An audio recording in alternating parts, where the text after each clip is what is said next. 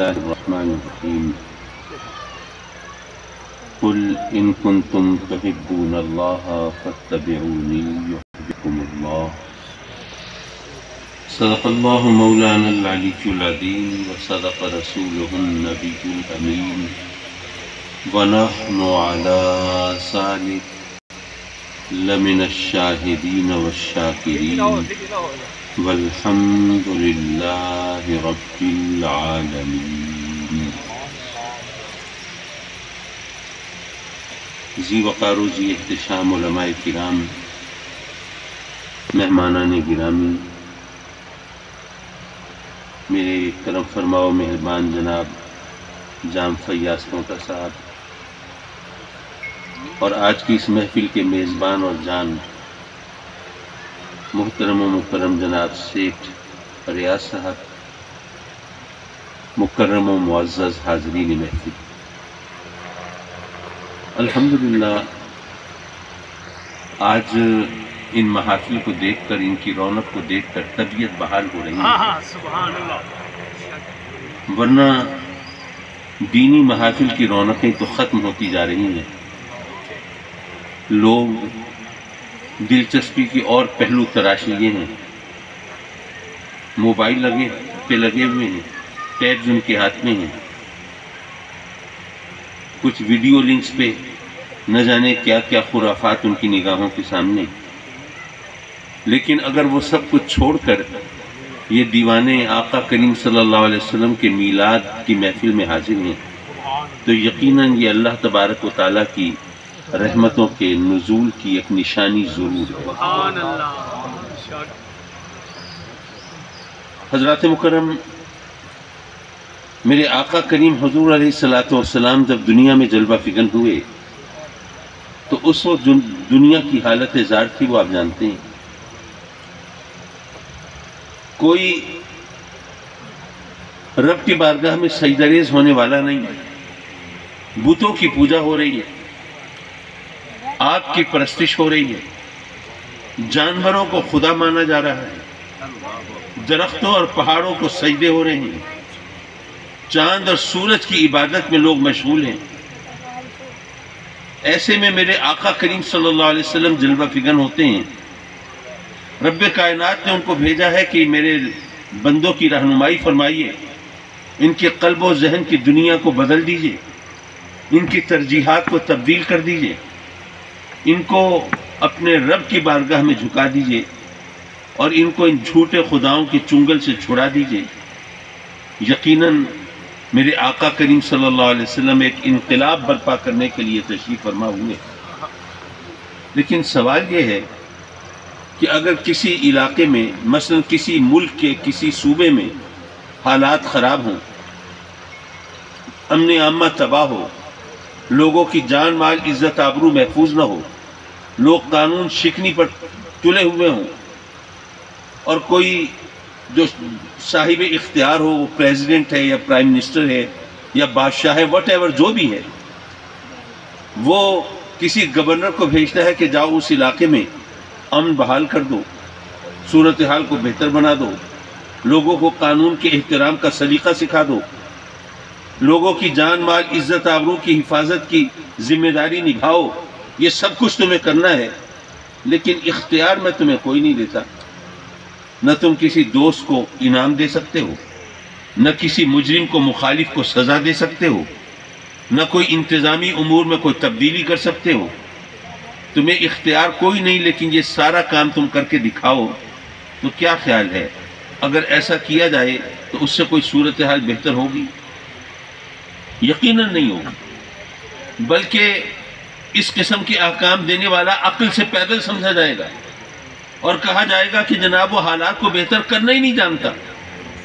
ورنہ اگر وہ چاہتا تو ظاہر ہے کہ گورنر کو فل اتھارٹی دے کے بھیجتا، پورے اختیارات کے ساتھ بھیجتا، تاکہ لوگوں کو پتہ ہوتا کہ اگر اس کی حکم عدولی کی تو پھر یہ نقصان ہوگا، اور اگر اس کی فرما برداری کی تو یہ فائدہ ہوگا، تو تبھی حالات بہتر ہوں گے.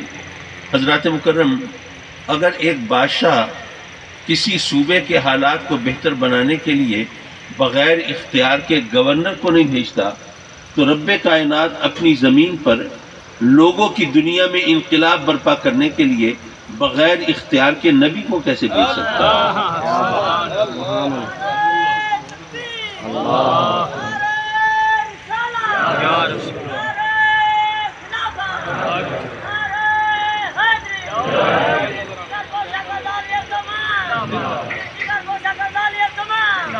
حضرات مکرم، آپ نے مجھے بلایا نا بولنے کے لیے، بہت شکریہ، بہت مہربانی۔ ویسے تو ہمارے مقررین اور خطبہ آپ کو بلوانے کا فن جانتے ہیں، ماشاءاللہ۔ آپ سے جب وہ سبحان اللہ کہرواتے ہیں اور وہ آپ سے وہ اللہ اور اس کے رسول کے ذکر کی ایک گونج وہ پیدا کرتے ہیں، تو اس سے لگتا ہے کہ ہر ایک اس میں صحیح طور پر اپنا حصہ ملا رہا ہے۔ لیکن اس وقت چونکہ ایک تو یہ فن مجھے آتا نہیں ہے، میں اپنی اس حوالے سے تہی دامنی کا اور فرومائیگی کا اعتراف کرتا ہوں کہ یہ کام میں کر نہیں پاتا۔ اور دوسری بات یہ ہے کہ میں سمجھتا ہوں لوگوں نے مجھے بولنے کے لیے بلایا ہے، آپ کو تو سننے کے لیے بلایا ہے۔ حضرات مکرم، رب کائنات نے انسان کو کیا عزت دی، انی جاعل فی الارض خلیفہ، کہ انسان کو زمین میں اپنا خلیفہ بنا کے بھیجا۔ اچھا، خلیفہ کسے کہتے ہیں؟ ایک تو جو اسلامی جو اصطلاحات ہیں ان کا ہمارے سب کانٹیننٹ میں بیڑا غرق کر دیا گیا۔ جب انگریز آیا تو وہ الفاظ، وہ القاب جو عزت کا معیار سمجھے جاتے تھے، ان کو تحقیر اور تذلیل کی علامت بنا دیا۔ جیسے اب یہاں محفل میں، یہاں اسٹیج پر تشریف فرما ہے، اگر میں کسی بزرگ کو ملا کہہ کے بلاؤں تو شاید وہ میرا لحاظ کرتے ہوئے جواب نہ دیں، لیکن وہ سمجھیں گے کہ میں نے ان کی بڑی تذلیل کر دی، تحقیر کر دی، ملا کہہ دیا، ان کا مذاق اڑا دیا۔ حالانکہ ملا کا لفظ یہ عزت کا لفظ تھا، یہ کسی کی فضیلت کا اعلان تھا۔ حضرت ملا علی قاری رحمۃ اللہ علیہ، آج تک ان کا ذکر آتا ہے تو ملا کا لقب ان کے نام کے ساتھ ان کی فضیلت کا اعلان کر رہا ہے، حضرت ملا علی جیون علیہ رحمہ۔ لیکن یہاں پر انگریز نے ایک سازش کے تحت ان القاب کو ذلت اور رسوائی کی علامت بنا دیا۔ اسی طرح خلیفہ کا لفظ، مجھے نہیں پتا آپ کے علم میں ہے یا نہیں ہے، مولانا نذیر احمد قریشی کو معلوم تھا، ابھی وہ ایک محفل میں تھے، ان سے میں نے پوچھا، وہ جانتے تھے۔ بعض علاقوں میں خلیفہ یہ حجام اور نائب کے معنوں میں استعمال ہوتا ہے، لیکن خلیفہ کسے کہتے ہیں؟ اگر اس کا سیدھا سادہ لٹرل ٹرانسلیشن کی جائے، لفظی ترجمہ کیا جائے، تو اردو میں اس کو کہیں گے نائب۔ جیسے کوئی صدر ہے، نائب صدر۔ انگلش میں کریں گے تو جیسے وائس چیئرمین، وائس چیئرمین۔ تو نائب کون ہوتا ہے؟ اس کا کیا کام ہوتا ہے؟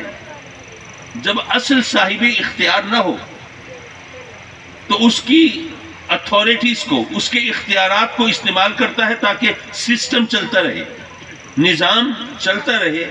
اگر پریزیڈنٹ آف پاکستان اگر ملک سے باہر گیا ہوا ہے تو یہاں پر نظام حکومت تو چلنا ہے نا۔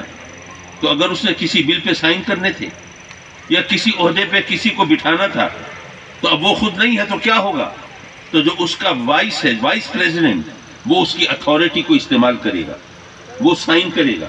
کسی کو اگر عہدہ دینا ہے وہ دے گا، کسی کو اگر کوئی فنڈز ریلیز کرنے ہیں وہ کرے گا، جو بھی اس کے اختیارات ہیں، اتھارٹی ہے، وہ استعمال کرے گا۔ تو خلیفہ وہ ہوتا ہے، نائب وہ ہوتا ہے، وائس وہ ہوتا ہے جو کہ اصل صاحب اختیار کی غیر موجودگی میں اس کے اختیارات کو استعمال کرتا ہے۔ اب رب کائنات نے انسان کو اپنا خلیفہ بنایا۔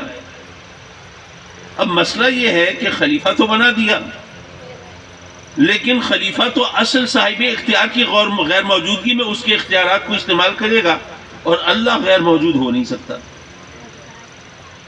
وہ تو غیر موجود نہیں ہو سکتا نا۔ جب نہیں ہو سکتا تو پھر اس نے خلیفہ کیوں بنایا؟ اب یہ ظاہر ہے کہ ہم تو اس کا جواب نہیں دے سکتے، بھئی اس کی مرضی اور قادر مطلق ہے، جو چاہے سو کرے، وہ کوئی ہم سے مشورہ تھوڑی کرے گا، ہم سے پوچھ کے تو کوئی کام نہیں کرے گا، اس کی مرضی، اس نے خلیفہ بنایا۔ لیکن یہاں پر ایک بات ہمیں پتہ چل گئی کہ باقی جتنے نائب ہوتے ہیں وہ تمام اپنے اصل جو صاحب اختیار ہیں ان کی غیر موجودگی میں اس کا اختیار استعمال کرتے ہیں، لیکن انسان ایسا خلیفہ، ایسا نائب ہے جو اصل صاحب اختیار کے ہوتے ہوئے اس کا اختیار استعمال کرتا ہے۔ اب یہ نازک سی بات تھی، جن کی سمجھ میں نہیں آئی ان کی پیشانی پر شکنیں پڑی رہی، وہ اگر مگر چو چرا کے چکر میں رہے، وہ یہی کہتے رہے کہ جناب یہ کام یہ کوئی انسان کیسے کر سکتا ہے؟ یہ کہو گے کہ نہیں جی اس نے یہ کیا تو یہ تو شرک ہو جائے گا۔ کمال ہے، یہ بات ہو رہی ہے خلیفے کی، اس نے اب صاحب اقتدار، صاحب اختیار کا اختیار استعمال کیا ہے، تو کیا اللہ کے اختیار پر بھی تم کوئی لائن کھینچو گے کہ جی یہ کر سکتے ہو اور یہ نہیں کر سکتے؟ حضرات محترم، بات دور نکل گئی۔ میں یہ عرض کر رہا تھا کہ اللہ تبارک و تعالیٰ نے کس کو کتنا اختیار دیا، یہ فیصلہ کرنا آپ کا اور میرا کام نہیں ہے۔ یہ تو اختیار دینے والا جانے اور اختیار لینے والا جانے، ہمیں درمیان میں ٹانگ اڑانے کی ضرورت نہیں ہے۔ میرے آقا کریم حضور علیہ الصلوۃ والسلام کے اگر اختیارات کو دیکھا جائے تو اس کے لیے ہمیں کوئی بہت لمبی چوڑی فلسفیانہ بحث چھیڑنے کی ضرورت نہیں ہے۔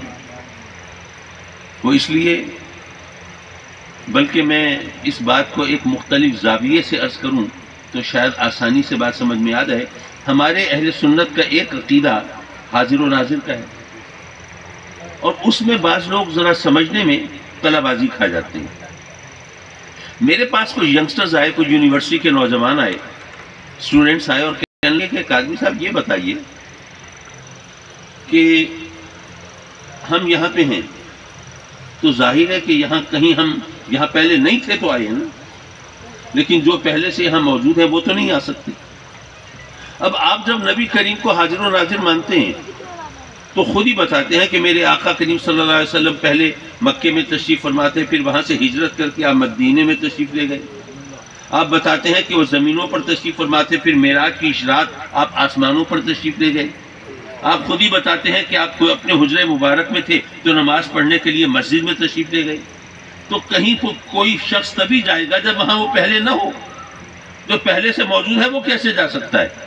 آپ یہاں پہ موجود ہیں، اگر آپ کے کان میں کوئی کہے کہ بھئی چلو سیٹھ ریاض صاحب نے ایک محفل سجائی ہوئی ہے اور حامی سید کاظمی آئے ہیں تقریر کرنے کے لیے، چلو اس محفل میں چلتے ہیں، تو آپ کہیں گے بیٹھے تو ہیں اس محفل میں، اب کہاں جائیں؟ ظاہر ہے جو پہلے سے یہاں پہ ہے وہ تو نہیں آ سکتا نا یہاں پہ۔ انہوں نے کہا کہ جی اب آپ ہمیں بتاتے ہیں نبی کریم صلی اللہ علیہ وسلم فلاں جگہ تھے، فلاں جگہ تشریف لے گئے، یہ آنا جانا تو تبھی ممکن ہے کہ کوئی کہیں ہوگا کہیں نہیں ہوگا، لیکن دوسری طرف آپ ہمیں بتاتے ہیں ہم نبی کریم کو حاضر و ناظر مانتے ہیں، تو یہ بات تو عقل کے خلاف ہے، اور جو عقل کے خلاف چیز ہو وہ ہمارے دین کا حصہ کیسے ہو سکتی ہے؟ اور ظاہر ہے کہ بات کرنے والے وہ یونیورسٹی کے اسٹوڈنٹس تھے اور ان سے انہی کی فریکوینسی پہ بات کرنی تھی، تو میں نے ان کو جس طرح بات سمجھائی اس طرح کوشش کرتا ہوں شاید آپ کے پلے بھی پڑ جائے۔ میں نے ان سے کہا کہ جناب حاضر و ناظر کا مسئلہ اتنا پیچیدہ نہیں ہے، صرف ذرا صحیح انداز سے سمجھنے کی ضرورت ہے۔ حاضر اور ناظر یہ دو علیحدہ الفاظ ہیں۔ ناظر کا کیا مطلب ہے؟ ناظر کا ترجمہ آپ کریں تو ناظر کا مطلب ہے دیکھنے والا، دیکھنے والا۔ اللہ نے ہم سب کو آنکھیں دی ہیں اپنے کرم سے، ہم دیکھ رہے ہیں، تو کہاں تک ناظر ہیں ہم؟ جہاں تک ہماری نگاہ کام کر رہی ہے ہم ناظر ہیں۔ اگر آسمان پر، مجھے نہیں پتا آج کل تو چاند کا یہ وقت نہیں ہے، موسم نہیں ہے، ابھی تو چاند نظر آ گیا، ماشاءاللہ آپ نے چاند چڑھا دیا اللہ کی طرف۔ جی جی، لیکن وہ ظاہر ہے کہ وہ پہلی کا چاند تو تھوڑی دیر کے لیے نظر آیا، اب چھپ گیا۔ اب آسمان پر اگر تارے چمک رہے ہوں تو آپ تاروں کو دیکھ رہے ہیں، تاروں کے ناظر ہیں نا۔ یہ جناب یہ چراغاں ہو رہا ہے، آپ ان سب چیزوں کو دیکھ رہے ہیں، ان کے ناظر ہیں۔ جناب وہ دور مسجد جو ہے اس کے اوپر بھی ماشاءاللہ یہ جلنے بجھنے کا سما موجود ہے، اس کے بھی آپ ناظر ہیں۔ اگر نگاہ کام کر رہی ہو تو آس پاس وہ کھیت کھلیان، وہ جناب باغات، وہ درخت، آپ ان سب کے ناظر ہیں۔ لیکن سوال یہ ہے کہ آپ ستارے کو دیکھ رہے ہیں، اس کے ناظر تو ہیں، لیکن کیا اس پر حاضر بھی ہیں؟ آدمی ناظر کہاں تک ہے اور حاضر کہاں تک ہے، یہ مسئلہ سمجھ لیں گے مشکل آسان ہو جائے گی۔ میں ناظر کہتے ہیں دیکھنے والے کو، حاضر کہتے ہیں جو موجود ہو۔ ہم حاضر کہاں تک ہیں، ناظر کہاں تک ہیں؟ ہم یہاں بیٹھے ہیں، میں آپ کے سامنے یہاں صوفے پر بیٹھا ہوں، میرا جسم صوفے پر ہے، صوفے پر میں حاضر ہوں نا، میرا جسم اس پہ ہے۔ اور یہ تمام جیسے میں نے آپ کے سامنے ذکر کیا ان چیزوں کا، تو میں ان سب چیزوں کا ناظر ہوں، میں ان کو دیکھ رہا ہوں، لیکن حاضر کہاں تک ہوں؟ میرا جسم اس ٹیبل پہ نہیں ہے، میرا جسم اس صوفے پہ ہے۔ اب سوال یہ ہے کہ میں اس ٹیبل پہ حاضر ہوں یا نہیں ہوں۔ محترم فیاض پونٹا صاحب تشریف فرما ہے، میں ان کی گود میں نہیں چڑھا بیٹھا، ان کے کندھوں پہ سوار نہیں ہوں، میرا جسم ان کے جسم کے اوپر لدا ہوا نہیں ہے، لیکن میں ان پر حاضر ہوں یا نہیں ہوں۔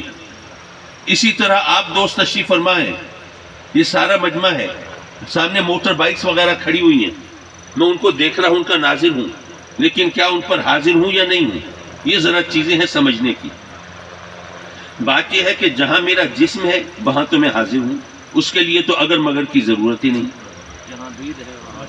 لیکن اب وہ سامنے جو موٹر بائکس کھڑی ہیں، اگر کوئی موٹر سائیکل گرنے لگے اور وہاں پر بیٹھے ہوئے دوست ان سے کہوں کہ بھائی ذرا اس کو سنبھالنا، اور وہ کہیں کہ قادری صاحب آپ بھی تو یہاں موجود ہیں، آپ خود سنبھال لیں، تو میں کہوں گا بھائی مجھے تو اتنے لوگوں کو پھلانگ کے وہاں آنا پڑے گا نا، آپ تو وہاں موجود ہیں، ذرا ہاتھ بڑھانے کی دیر ہے، آپ ذرا سنبھال لیجئے۔ پتہ یہ چلا میں موٹر بائک کا ناظر تو ہوں لیکن حاضر نہیں ہوں۔ اگر حاضر ہوتا تو میں خود اس کو سنبھال لیتا۔ اسی طرح اگر یہ جو سامنے بتیاں لگی ہوئی ہیں میں چاہوں کہ اس کو اتار دیا جائے، تو جو وہ لوگ وہاں موجود ہیں ان سے کہوں گا، وہ اگر مجھے کہیں گے جی آپ اتار لیں، میں یہی کہوں گا کہ بھائی مجھے تو آنا پڑے گا، وہاں پہ یہ کام کرنا پڑے گا۔ پتہ چلا کہ میں ان تمام چیزوں کا، اگر سامنے کوئی درخت ہے تو درخت کا میں ناظر تو ہوں، لیکن اگر کوئی درخت کی شاخ توڑنی ہو تو میں اس پہ حاضر نہیں ہوں، مجھے جانا پڑے گا۔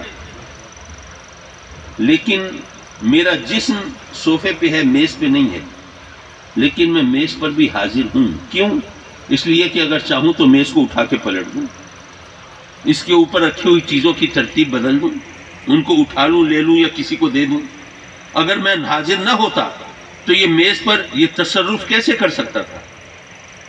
میں اگرچہ پوٹا صاحب کے اوپر سوار نہیں ہوں، لیکن میں اگر چاہوں تو ان کا ہاتھ پکڑ کے اپنی طرف کھینچ لوں۔ اگر حاضر نہ ہوتا تو ایسے کیسے کر سکتا تھا؟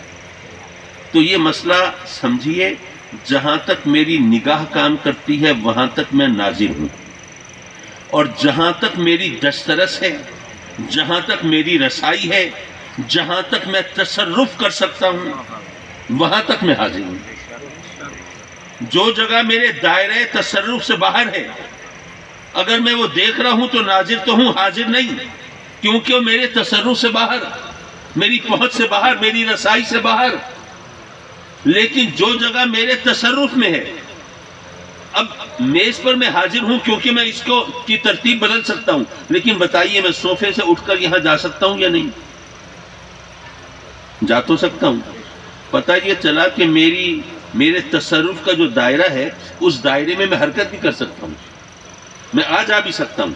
اب یہ سوال بے معنی ہو گیا کہ جناب وہ جو اگر ہیں موجود تو پھر آ کیسے سکتے ہیں؟ جہاں میں موجود ہوں اس دائرے کے اندر میں حرکت بھی کر سکتا ہوں، جہاں تک دیکھتا ہوں وہاں تک ناظر، جہاں تک تصرف کر سکتا ہوں وہاں تک حاضر۔ میرے آقا کریم کے حاضر و ناظر ہونے کا مطلب یہ نہیں ہے کہ میرے آقا کریم کا جسد اطہر اور آپ کا جسم انور ہر جگہ موجود ہے، نہیں، آپ کا جسد اطہر تو آپ کے روضہ انور کے اندر ہے، آپ کے مزار مبارک میں، آپ کے روضہ اطہر میں آپ کا جسم انور ہے، وہاں مدینے میں آپ کا جسم اطہر یہاں نہیں ہے، لیکن یہ جگہ چونکہ آپ کی نگاہ کے دائرے میں ہے اس لیے آپ یہاں کے ناظر ہیں، اور اگر آپ چاہیں تو یہاں پر تصرف بھی کر سکتے ہیں، اس لیے یہاں پر حاضر بھی ہیں۔ یہ تمام کائنات میرے آقا کریم کی نگاہ میں ہے، اس لیے تمام کائنات کے ناظر، اور تمام کائنات میرے آقا کریم کی دسترس میں ہے، اس لیے تمام کائنات پہ حاضر۔ اگر حاضر نہ ہو تو ذرا سوچئے کھڑے زمین پر ہیں، چاند کے 2 ٹکڑے کر دیے، چاند پر حاضر ہے نا؟ سورج کو الٹے پاؤں پھیلا دیا تو اس سورج پر حاضر ہے نا؟ بادلوں کو پھاڑ کے دکھا دیا تو بادلوں پہ حاضر ہے نا؟ تو یہ تمام کائنات چونکہ میرے آقا کریم کی دسترس میں ہے، اس لیے تمام کائنات پہ حاضر ہے۔ یہ مطلب نہیں ہے کہ آپ کا جسد انور ہر جگہ موجود ہے، نہیں، آپ کا جسد انور تو وہیں آپ کی قبر انور میں ہے۔ نعرہ تکبیر، نعرہ رسالات، نعرہ حیدری، جشن آمد رسول، جشن آمد رسول، جگر گوشہ غزالی زمان، فیضان حضور غزالی زمان۔ اب ہو سکتا ہے کہ آپ میں سے کچھ لوگ میری بات نہ سمجھے ہوں، ظاہر ہے کہ کچھ زبان کا لینگویج بیریئر بھی آتا ہے نا، زبان کا فرق آ جاتا ہے درمیان میں، اور پھر یہ بھی بڑا مسئلہ ہو جاتا ہے مجھ جیسے بندے کے لیے۔ گئے کہنے لگے جی وہ قادمی صاحب ذرا سرائکی میں تقریر کیجئے، ہمیں اردو نہیں سمجھ میں آتی۔ لیکن پونٹا صاحب یہ عجیب مزے کی بات ہے کہ تقریر تو سرائکی اردو میں سمجھ نہیں آتی، ٹی وی ڈرامے سارے اردو کے سمجھ لیتے ہیں، اس میں کوئی اگر مگر نہیں ہوتی۔ تو یہ بات ہے دراصل دلچسپی کی۔ بہرحال اگر میری یہ بات جو میں نے آپ کو سمجھائی ہے اگر آپ کے پلے نہ پڑی ہو تو یہاں پر علماء کرام جو ہے وہ بخوبی سمجھ چکے ہیں، پھر آپ ان سے انشاءاللہ سمجھنے کی کوشش کریں گے، وہ آپ کے ذہن نشین بھی کرا دیں گے۔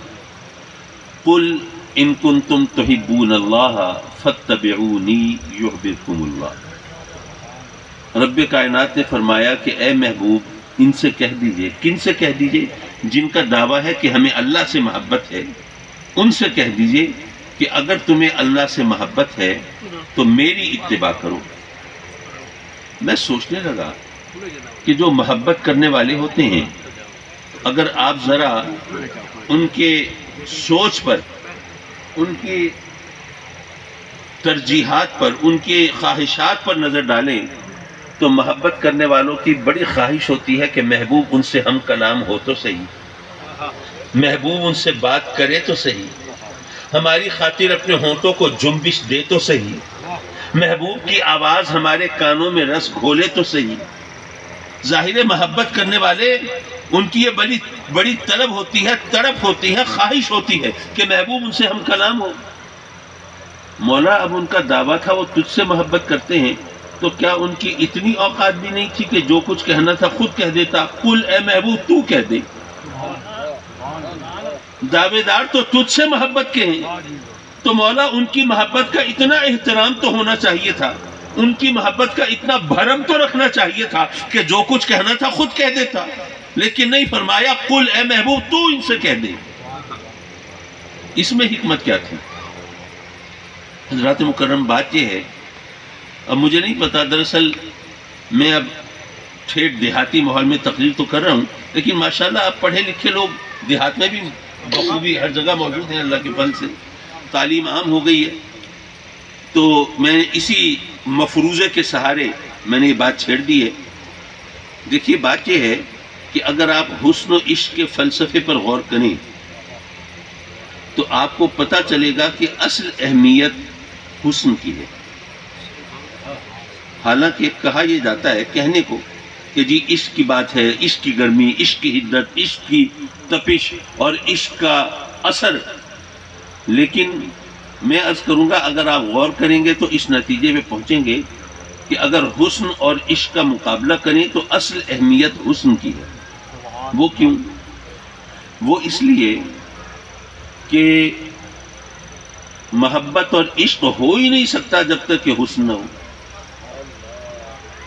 حسن کے بغیر عشق و محبت کا وجود ممکن نہیں ہے، لیکن حسن ہو سکتا ہے چاہے کوئی عشق کرے نہ کرے، کوئی محبت کرے نہ کرے، کوئی اسے چاہے نہ چاہے، کوئی سراہے نہ سراہے، کوئی اس کے لیے نغمہ سنج ہو یا نہ ہو۔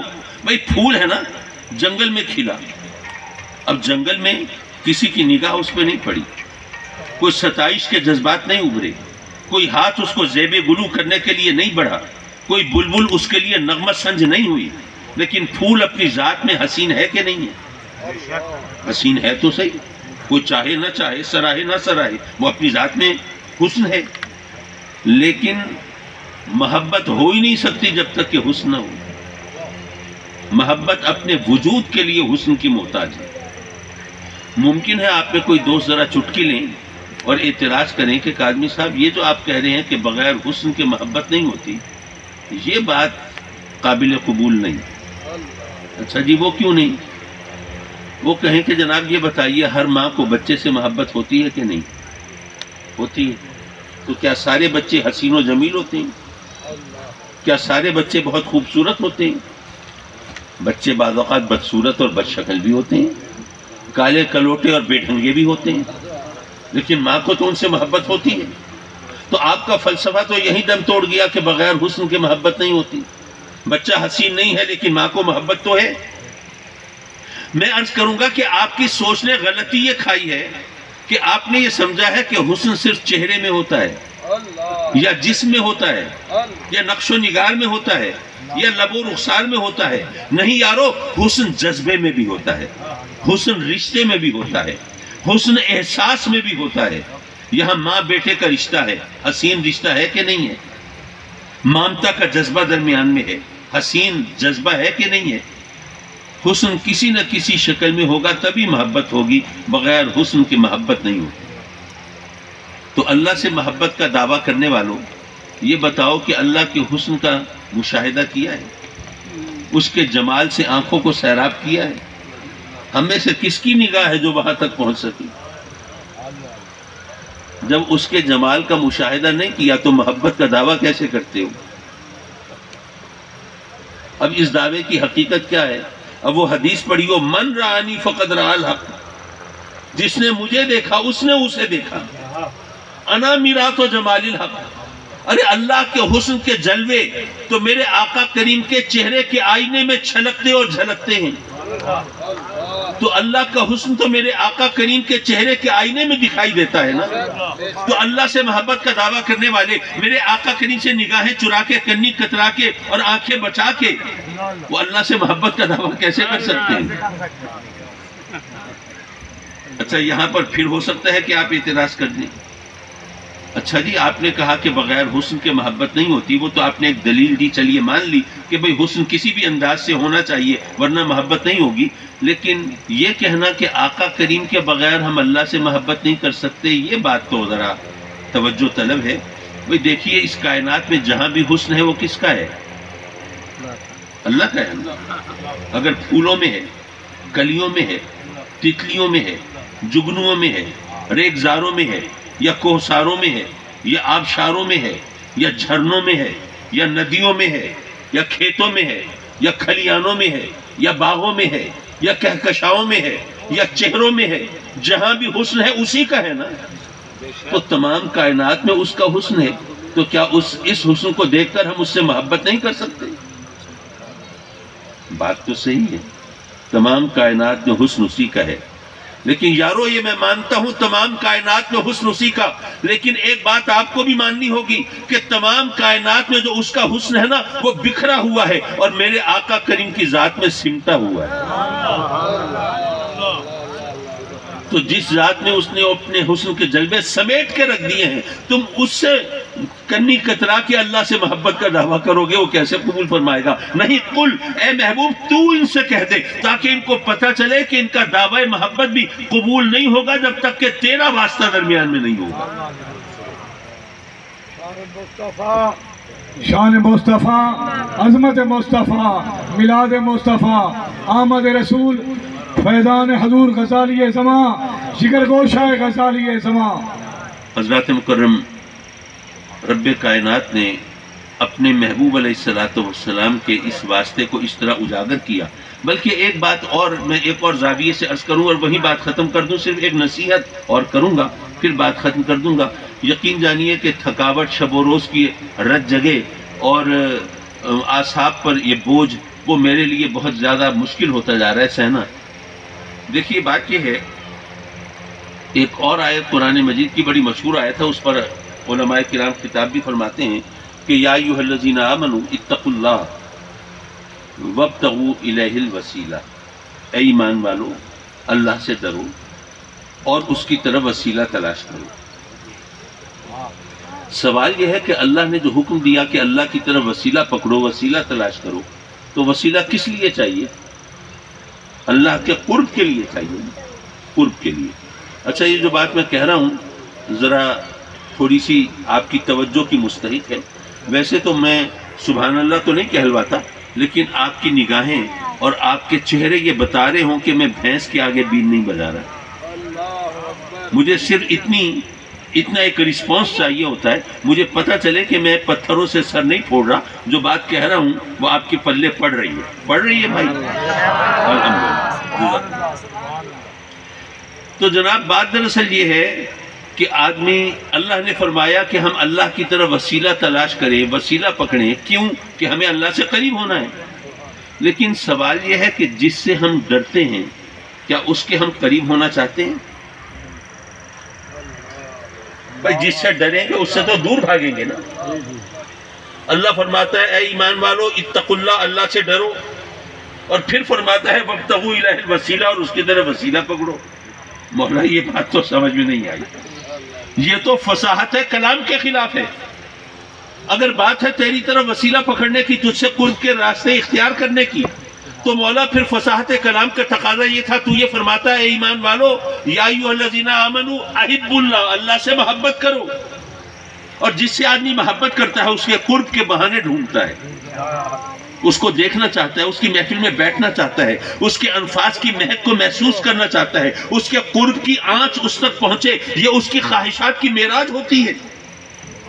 اور مولا تو فرماتا ہے کہ اللہ سے ڈرو اور اس کی طرف وسیلہ تلاش کرو. مولا جو اس سے ڈرے گا وہ تیرے قریب جانا کیوں چاہے گا؟ اور جب جانا نہیں چاہے گا تو تیری طرف وسیلہ کیوں پکڑے گا؟ اب یہاں پہ دراصل سمجھنے کی بات ہے. پھر رات کا وقت ہے، ویسے تو آپ یہاں علاقے کے رہنے والے ہیں، آپ یہاں سے اندھیرے میں بھی جائیں آپ کو تو خوف محسوس نہیں ہوگا. لیکن مجھ جیسا بندہ اگر کہیں اس طرح اندھیرے میں کہیں دیہات میں کوئی اجنبی کہیں بھٹک جائے تو اس کو خوف ہوگا یا نہیں ہوگا؟ اچھا جو خوف ہوگا، یا کہیں اسی طرح آپ بھی کہیں اور ہو، آپ پہاڑوں میں کہیں آپ گم ہو جائیں تو آپ کو خوف ہوگا. لیکن کس چیز سے ڈر رہے ہیں کوئی یقینی طور پر بتا سکتے ہیں؟ کوئی شکل صورت آپ کے چہرے میں آتی ہے؟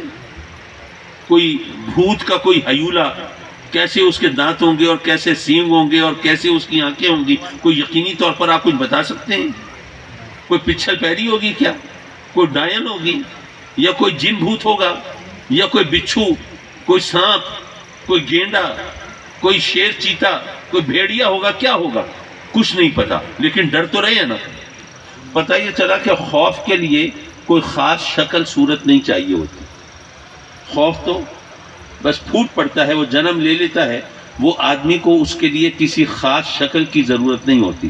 لیکن جب محبت کرنی ہو نا تو کوئی پیکر چاہیے، کوئی چہرہ چاہیے، لب و رخسار کی کوئی کیفیت چاہیے، رنگ روپ کا کوئی انداز چاہیے. اس کے بغیر محبت نہیں ہوتی. تو اب اللہ تو رنگ روپ سے پاک ہے، وہ شکل و صورت سے پاک ہے، وہ لب و رخسار سے پاک ہے، وہ نقش و نگار سے پاک ہے. تو اب اس سے محبت کیسے کریں؟ حضرات مکرم یہی بات ہے سمجھنے کی کہ ہم اس سے ڈائریکٹ محبت نہیں کر سکتے. اگر ہم اس سے محبت کرتے ہیں تو اس کی رحمت کے سہارے کہ وہ ہمارا رب ہے، یہ تمام کائنات اس نے ہمارے لیے پیدا کر دی ہے. اس نے ہمیں پیدا کرنے سے پہلے ہماری ضرورت کا ہر سامان فراہم کر دیا تھا. ہمیں ٹھہرنے کے لیے زمین چاہیے تھی، زمین کا فرش پہلے بچھا دیا. ہمیں اپنا پیٹ بھرنے کے لیے خوراک چاہیے تھی، خوراک کا اہتمام اس نے پہلے کر دیا. ہمیں موسم کے سرد و گرم سے بچنے کے لیے سامان چاہیے تھا، اس کا اہتمام اس نے پہلے کر دیا. ہمیں راہ نجات چاہیے تھی، ہماری ہدایت کے لیے نبوت کا اہتمام اس نے پہلے کر دیا. مرشد کریم حضور شہزادہ غزالی زماں حضور حامد سید کاظمی، حضور حامد سید کاظمی جگر گوشہ غزالی زماں شان حضور غوث پاک. میرا خیال ہے بھائی تم یہ مائک کسی اور کو دے دو، ٹھیک ہے؟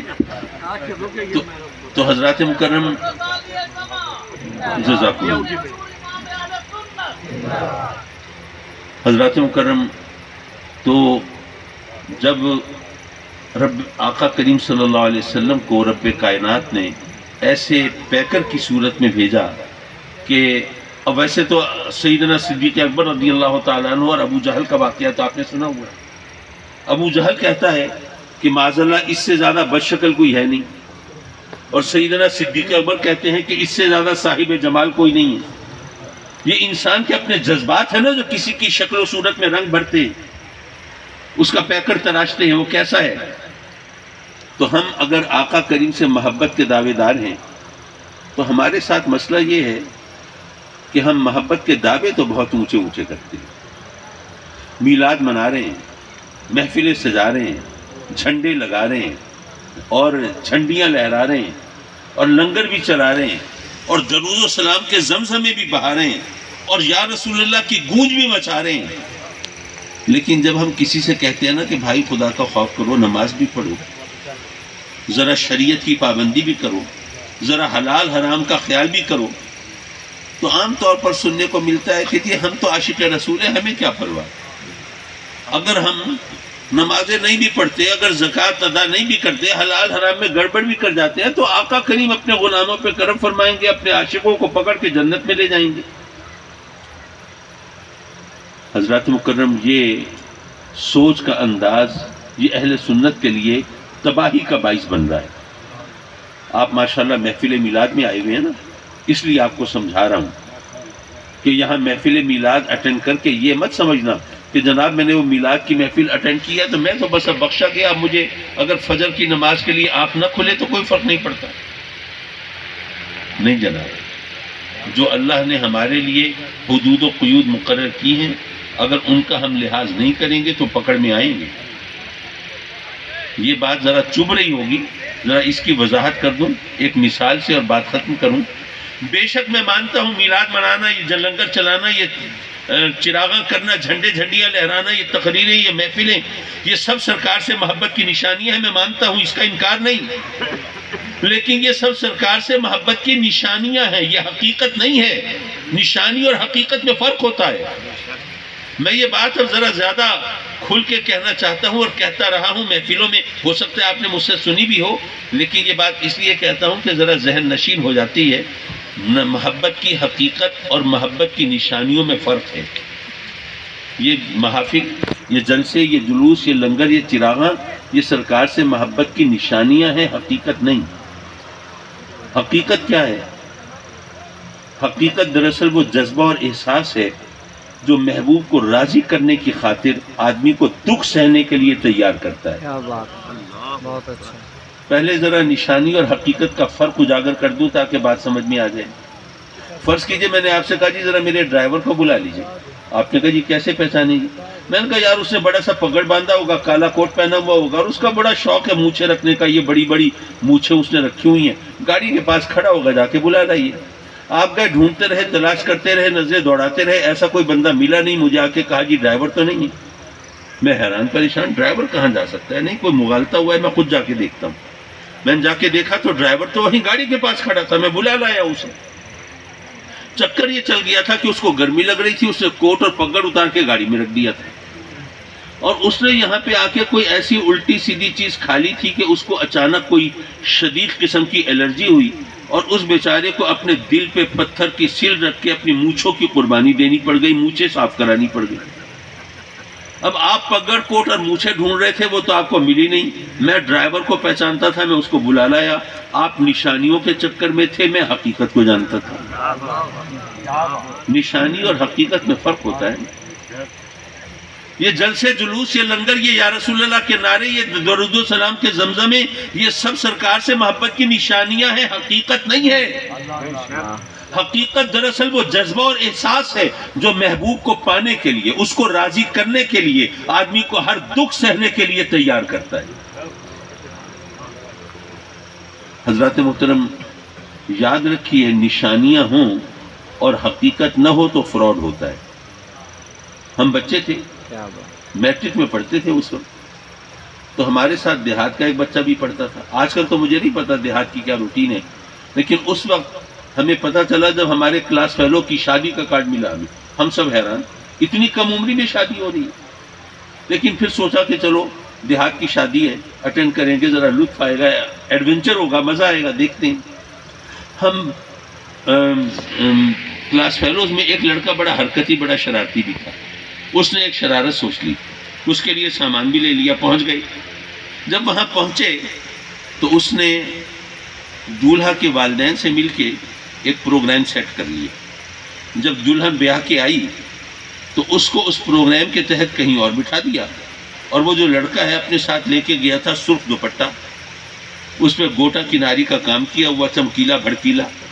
اس نے وہ دوپٹہ اوڑھا اور حجرہ عروسی میں جا کے سیج پہ جا کے بیٹھ گیا. اب دولہا میاں کو بڑی جلدی ہے حجرہ عروسی میں جانے کی. ان کی وہ بہنیں پیچھے پڑی ہوئی ہیں, میری رقم دو, مجھے نیک دو, یہ کرو وہ کرو. کسی طرح جان چھڑا کے بھاگ کے آتا ہے جناب حجرہ عروسی میں. وہ چٹخنی چڑھاتا ہے, دروازہ بولٹ کرتا ہے. اب جناب وہاں پہ پھولوں کی پتیاں بکھری ہوئی ہیں, لڑیاں لٹک رہی ہیں, خوابناک ماحول ہے, معطر ہوا ہے, روحان پرور فضا ہے, سیج سجی ہوئی ہے اور اس میں سرخ دوپٹے میں وہ گٹھڑی سی نظر آ رہی ہے. دولہا میاں کے ارمان ماشاءاللہ عروج پر ہے. پہلے جناب وہ الماری کی طرف جاتے ہیں ڈولتے ڈگمگاتے قدموں سے, الماری کھول کے رونمائی کا تحفہ نکالتے ہیں. پھر جناب رفتہ رفتہ بارگاہ حسن میں جا کے گھٹنے ٹیک دیتے ہیں اور پھر لرزتے کانپتے ہاتھوں سے جب گھونگھٹ اٹھاتے ہیں تو اندر سے موچھل دوست نکل آتا ہے. اب باقی لوگ تو تیار ہیں, تو ظاہر ہے کہ وہ جو چھپے ہوئے ہیں وہ قہقہوں کا طوفان برپا ہوتا ہے اور وہ یہ پریکٹیکل جوک اپنے کلائمیکس کو پہنچتا ہے. حضرات مکرم, نشانیاں تو ساری ہیں, پھولوں کی پتیاں بچھی ہوئی ہیں,